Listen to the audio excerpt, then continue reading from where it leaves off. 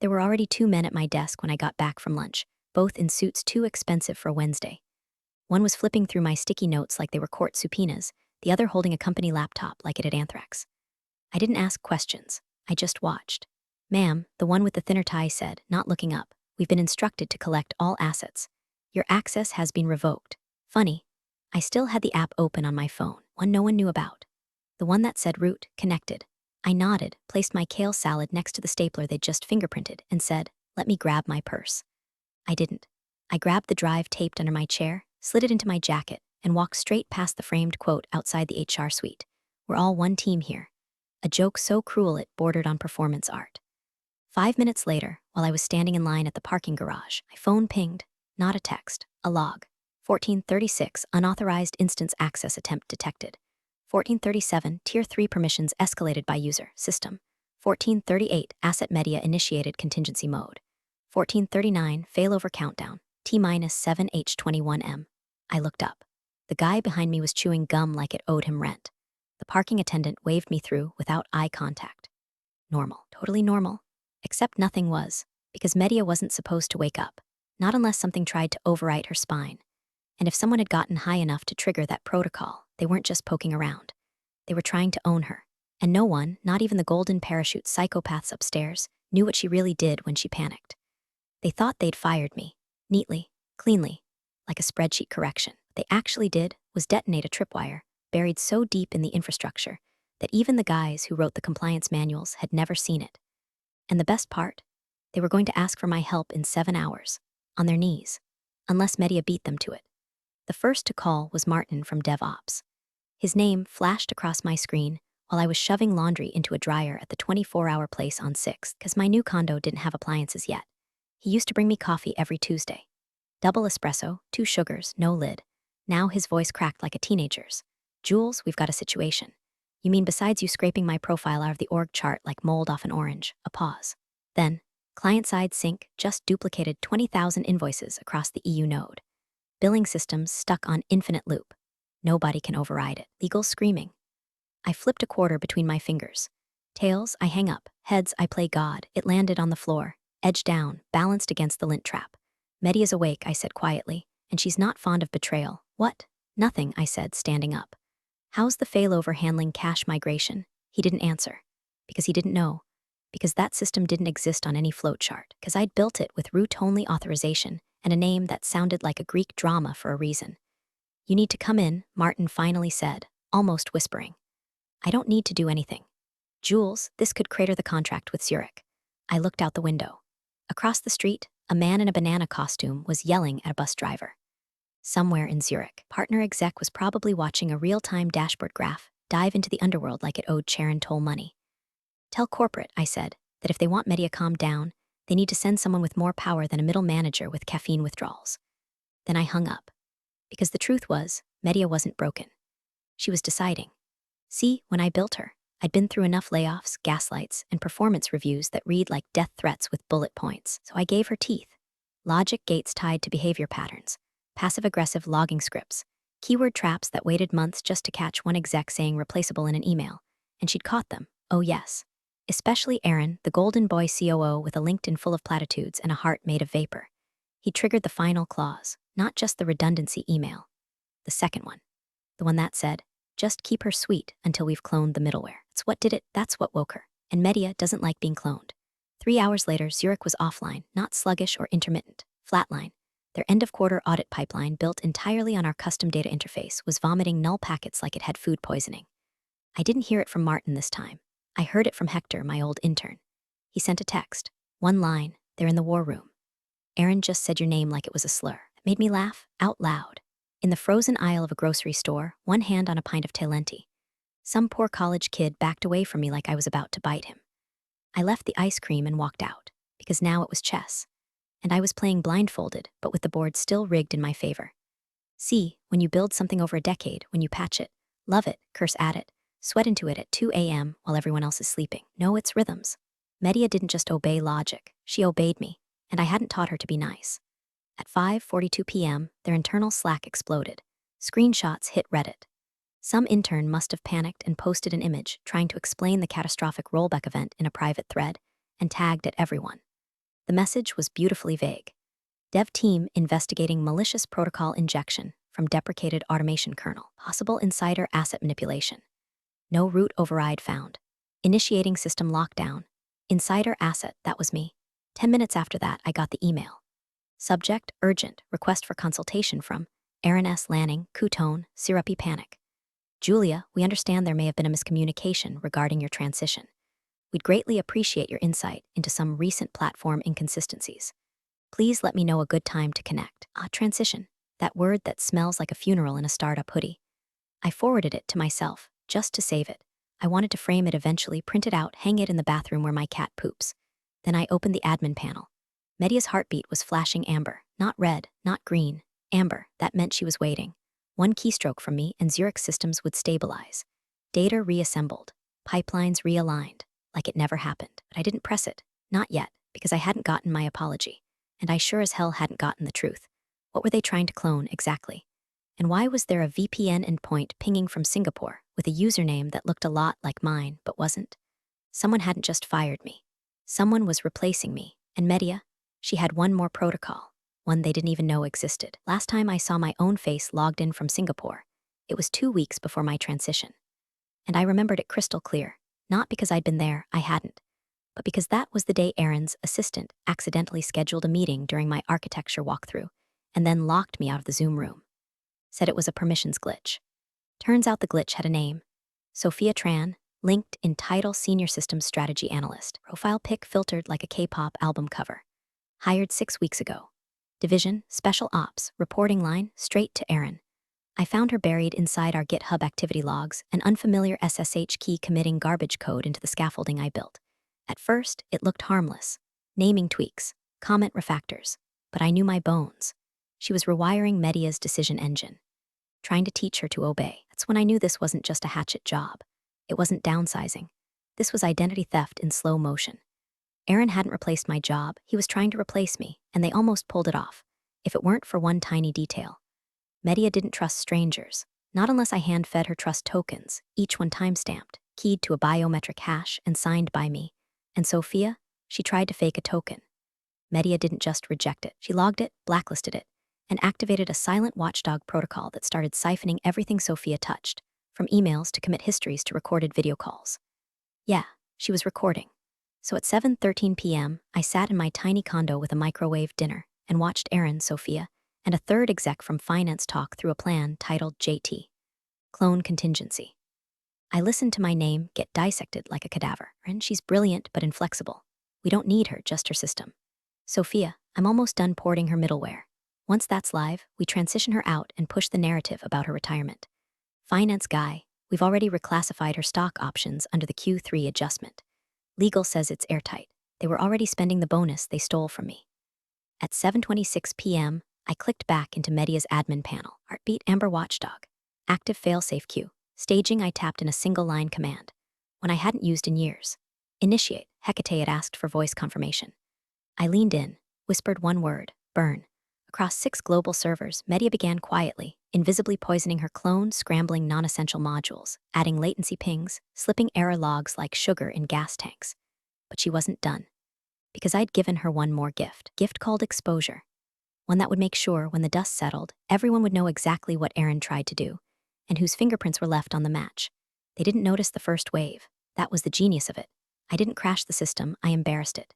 Quietly, publicly, fatally, the Zurich audit reports, recompiled with every timestamp shifted by 13 hours. Just enough to invalidate half their Q4 filings, not enough to raise alarms until someone in compliance screamed. The Singapore endpoint, still active, but now pinging from inside their own firewall. Media routed it through a ghost VM using Sophia's forged token, then logged the access attempt under CEO review prep. And the best part, every executive in the thread got a copy. Courtesy of a phantom Slack user named JT Ghost. No avatar, no history, just one message. Funny how you tried to copy the system, but forgot who built the soul. Aaron deleted it in 3 seconds, but Hector screenshotted it in 2 and forwarded it to half the company. By midnight, the war room had moved to conference room B. The CTO flew in from Boston. Sophia was nowhere in sight. My old team, Maria, Davis, Reggie, were being interrogated like they'd all staged a digital coup. HR sent out reminders about confidentiality policies. Legal drafted a containment memo with all the urgency of a cardiac surgeon using duct tape. Meanwhile, I was logged into a private livestream I'd set up months ago as a joke. I used to call it Skyfall, just a black and white dashboard feed with occasional pop-ups from media, color-coded based on mood. Tonight she was blood red. At 1:03 a.m., she dropped the nuke. Internal Git fork Sophia middleware final detected. Fork integrity compromised. 1,486 lines replaced with auto-generated Markov chain gibberish. Tag added to header. // you shouldn't have tried to erase her. It pushed live. To prod. Sophia's clone went viral in all the wrong ways. Glitching. Looping. Spitting out logic like a drunk fortune cookie generator.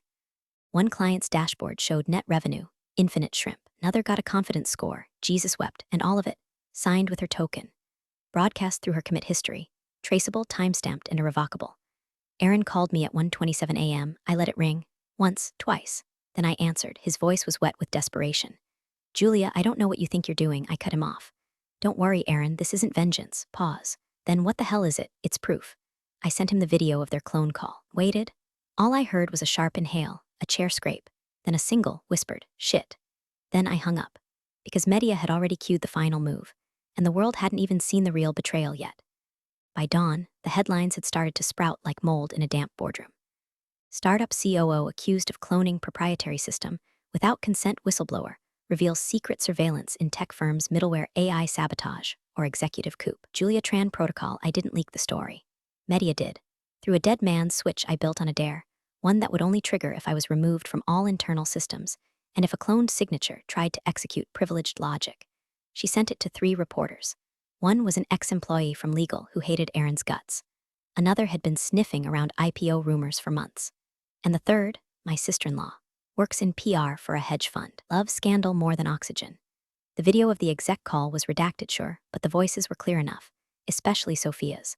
Once she's out, we'll reframe it as a strategic tech refresh. Just spin it like she wanted early retirement. They even laughed. That cackle Sophia did, smug, nasal, like she'd already won the war. Except now she was missing. Completely ghosted. Phone off. GitHub account deleted. Aaron claimed she was on personal leave, even linked in said profile not found. And media? She was no longer red. She was violet, the final state. The one no one knew about, not even the dev team I trained for 5 years. Violet meant retribution protocol armed, non-lethal, but humiliating. Public. At 9:12 a.m., every client dashboard refreshed with a banner. System optimization update in progress.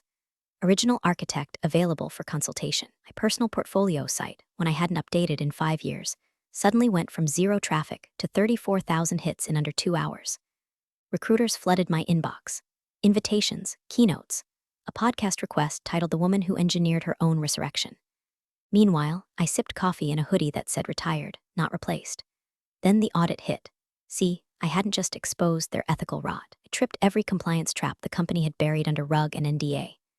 The clone attempt had violated GDPR, IP law, and at least 2 clauses in our Zurich master contract. Zurich, furious. They sent a cease and desist by courier to the CEO's house. Aaron, he sent me one final message. What do you want? I stared at it for 5 whole minutes. Then type the truth on record or I release everything. He didn't reply. Not right, but 3 hours later, he scheduled a live stream with the board. The invitation had exactly one name CC'd on it. Julia Tran, observer, and one subject line.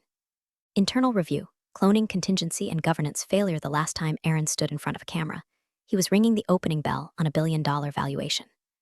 This time, he'd be explaining how a system he didn't understand tried to erase the woman who built it, and how she rewrote the ending. Livestream began like every corporate postmortem. Stiff suits, watered-down apologies, and enough buzzwords to choke a thesaurus.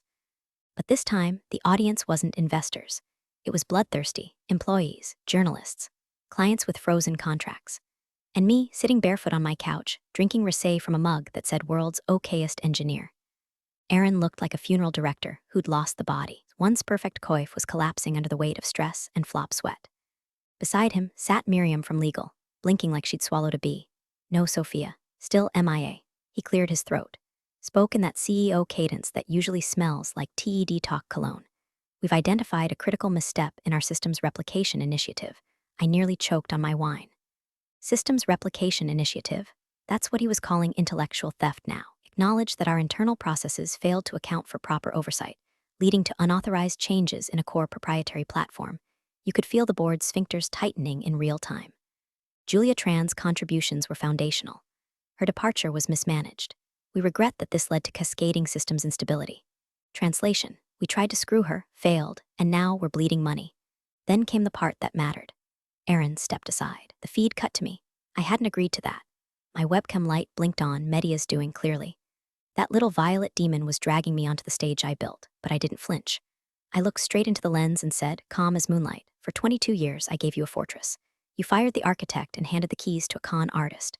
Then you asked why the walls fell down. Someone gasped on the board's end. Probably finance. I continued. This wasn't an accident. This was a coup. I was erased on purpose. Not because I failed, but because I couldn't be controlled. Media didn't malfunction. She obeyed her prime directive, protect the system from those who'd weaponize it. And you, I looked directly at Aaron's window. You tried to weaponize me. Then I did the unthinkable. I clicked share screen and displayed the full internal conversation log. Every email, every Slack thread, every buried memo about replacing me with Sophia. The title of the folder, Operation Puppet. Miriam gasped. The chat exploded. Aaron tried to talk. I muted him. I ended with one line, you built a company on code you never understood. You tried to clone the brain and forgot it had a spine. Then I logged off. My inbox blew up in seconds. Offers, apologies, lawyers, a film rights inquiry. But none of it mattered, because there was still one more card Media hadn't played. And she was just waiting for my final whisper. The next morning, I walked into HQ like I owned the place. Technically, I still had a badge. They'd never revoked my guest consultant credentials. And Media had quietly reactivated my clearance at 3:12 a.m., slipping me into the system like a ghost in a locked house. Security nodded as I passed. Either they didn't know or they didn't care. Maybe both. Power has a scent, and right now I reeked of it. The lobby was dead quiet, except for coffee machine wheezing out stale ambition. I took the elevator to floor 16, executive level, glass walls, fake smiles, and the faint smell of shredded NDAs. I didn't knock. I walked into Aaron's office like I was still his boss, and maybe I was. He looked up, pale, sweaty. His eyes said please, but his mouth said nothing. Smart choice. I placed a flash drive on his desk, right red, labeled in bold, white letters, backup / trust Media. He stared. Everything you lost is on here, I said. Every customer node, every pipeline, even Zurich's rebuild protocol. Fully restored, clean, stable. His voice finally worked. Why? Because chaos doesn't scale, I said, but humiliation does. And I'm done with both. He reached for it. I slammed my hand on top of his. You'll get this, I said, after 3 things happen. He nodded slowly. 1. Public resignation. Immediate. Citing executive misconduct and failed oversight. His lip twitched. 2. Full reinstatement of all unvested stock. Retroactive, with bonus. Sign the paperwork and announce it in the shareholder briefing today. He didn't argue. 3, I said, leaning closer, I want Sophia's name scrubbed. Not just from the system, but from history. No bylines, no code commits. No plaque, she didn't build this. I did. I don't share credit with ghosts. Aaron's shoulders collapsed like deflated ego. He nodded. I pushed the drive across the desk. Then I walked out. No security escort, no applause, just the slow, satisfying rhythm of my boots on marble tile. Media pinged me as I left the building. Mission complete. Threats neutralized. Optional action, delete backup. I paused at the door. Typed back, no. Let them remember. Later that night, I watched the live stream of Aaron's resignation. He called it a personal decision. The board thanked him for his leadership during a turbulent time. Sophia's name was never mentioned. But the best part, every slide in the new roadmap deck ended the same way. Architecture restored. Thank you, Julia. And me, I wasn't coming back. I was already building something new. Smaller, sharper, meaner.